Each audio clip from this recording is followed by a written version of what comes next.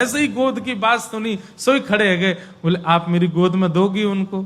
बोले मैं प्रयास करूंगी, भीतर चलो। जैसे ही महादेव ने नंद भवन में प्रवेश किया, प्रथम चरण रखते ही ठाकुर जी का रुदन धीरे धीरे कम हो रहा है। जैसे जैसे महादेव समीप जाए, ठाकुर जी का रुदन धीरे धीरे कम होता जा रहा है। यशोदा मैया बोली हाँ हाँ ठीक है रो, ठीक है रो, ठीक। सुनो बाबा देखे वापिस चलो जा, ठीक है को लाला तो। जैसे ही महादेव को कोई बाबा अब तो लाला सो गए बाहर, जैसे ही महादेव को बाहर किया ठाकुर जी फिर रोने लगे। यशोदा मैया समझ गई या जोगी नहीं कछु कियो, या लेके आओ भीतर। महादेव सामने आकर के खड़े हो गए, मैया गोद में लेके बैठी है, ऊपर से छुपा रखे हैं ठाकुर जी और नेकी दिखा रही। बाबा देख लेते कि यहीं। बोले मैया ऐसा मत करो, हम बहुत दूर, हम कुछ नहीं कहेंगे आपके लाला को। बोले कहां करूं? बोले पलना में लिटा दो, दूर खड़ी है, जाओ हम देख लेंगे हमें क्या करना।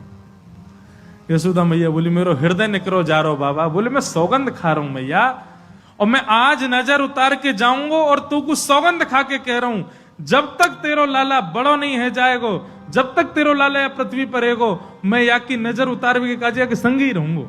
तेरे लाला को कभी कोई की नजर गुजर नहीं लगेगी, मेरो वचन है मैया, तू एक बार रख दे। रोते हुए ठाकुर जी को जैसी पलना में जाके सुलायो मैया ने। सूरदास जी वर्णन कर रहे हैं, क्या कर रहे हैं महादेव?